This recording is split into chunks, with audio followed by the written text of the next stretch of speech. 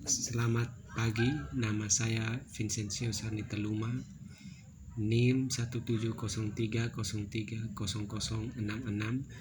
Saya program kelas B, program sosiologi. Mengenai materi ini, menurut saya buku ini sangat bermanfaat untuk masyarakat, terutama kehidupan sosial yang selalu berkaitan dengan masyarakat, tentang kesejahteraan, di mana kebijakan dari pemerintah selalu mendengarkan apa yang dihadapi dikeluhkan masyarakat. Oleh karena itu, buku ini sangat baik dan sangat memuaskan jika dipelajari oleh masyarakat, karena dengan buku ini kesejahteraan, keluhan, ekonomi, dan lain-lain dapat dihimbau oleh pemerintah, dan dengan kebijakannya dapat melancarkan program.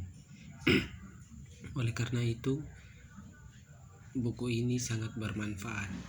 Kegunaan pembangunan dan ekonomi rakyat dapat diatasi, sehingga buku ini menjadi pedoman untuk kesejahteraan masyarakat. Terkait kebijakan, pemerintah harus menimbangi keluhan dan kebahagiaan masyarakat dari kebutuhannya, sehingga kebijakan itu tepat sasaran atau efektif guna memiliki fungsi pada masyarakat. Dan pemerintah harus mendengar banyak dari masyarakat itu sendiri. Dari masyarakat terkait buku ini, masyarakat harus belajar mengerti bagaimana kebijakan pemerintah itu untuk masyarakat sendiri. Apa yang dikeluhkan, apa yang perhatikan masyarakat harus jujur, sehingga manfaat yang keluhan itu dapat didengar pemerintah, sehingga baik untuk masyarakat itu sendiri. Bagi mahasiswa, belajar soal kesejahteraan masyarakat ini sangat baik, sehingga ketika kita pulang dapat memberikan faedah kepada masyarakat tentang arti penting kesejahteraan itu sendiri. Kita tidak boleh hanya belajar semata hanya untuk memenuhi teori atau nilai ujian kita semata, tapi kita belajar memahami dan merasakan pengalaman-pengalaman yang ada dalam sejarah, sehingga kita mengetahui kedepannya menjadi seperti apa masyarakat, bagaimana kebijakan, apakah efektif, bagaimana itu bermanfaat bagi masyarakat atau tidak. Nilai dan norma berkaitan dengan kesejahteraan masyarakat perlu dijunjung tinggi, mengikuti nilai Pancasila yang ada serta peraturan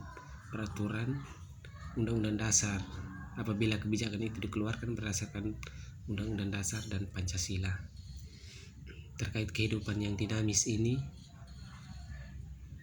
belajar sangat efektif dengan buku ini, sebab buku ini sudah melihat jauh ke masa depan, bagaimana perkembangan masyarakat dari tahap awal menuju tahap selanjutnya, kembali lagi ke tahap awal, bagaimana perkembangan kita harus melihatnya. Kondisi yang ada di masyarakat perlu diketahui.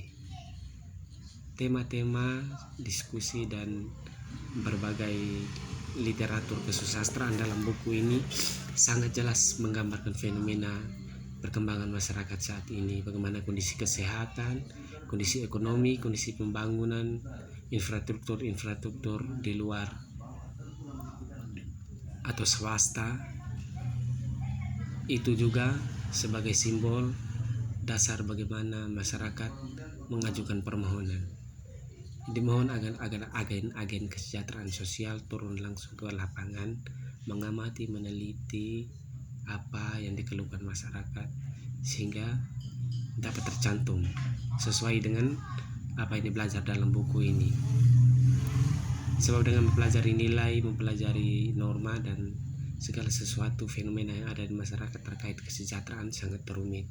So, kesejahteraan itu tidak hanya dilihat pada materi semata, dilihat pada bentuk rumah, kepunyaan seperti mobil mewah atau kapal dan lain-lain, tapi kesejahteraan menyangkut kebahagiaan seseorang, baik secara psikologi,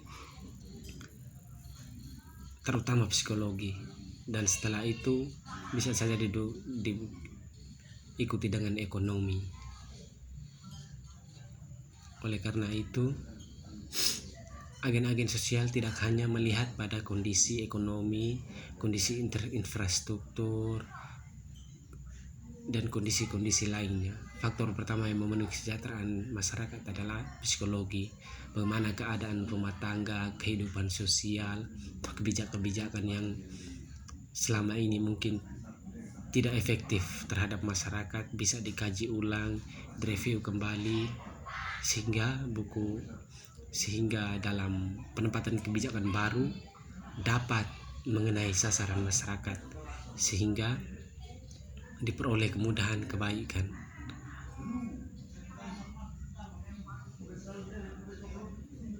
Masyarakat selalu mengalami perubahan. Perubahan ini tergantung kebijakan pemerintah itu sendiri, bagaimana mengarahkan masyarakat seperti apa dengan aturan dan norma.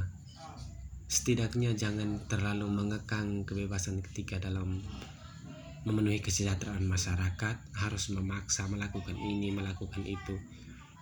Sebab kesejahteraan itu tidak tergantung pula pada materi, tidak tergantung pula pada kerja keras, melainkan psikologi seseorang.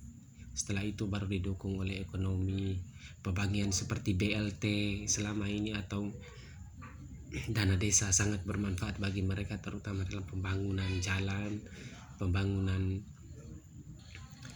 listrik, air bersih sampai ke desa-desa, itu sangat bermanfaat.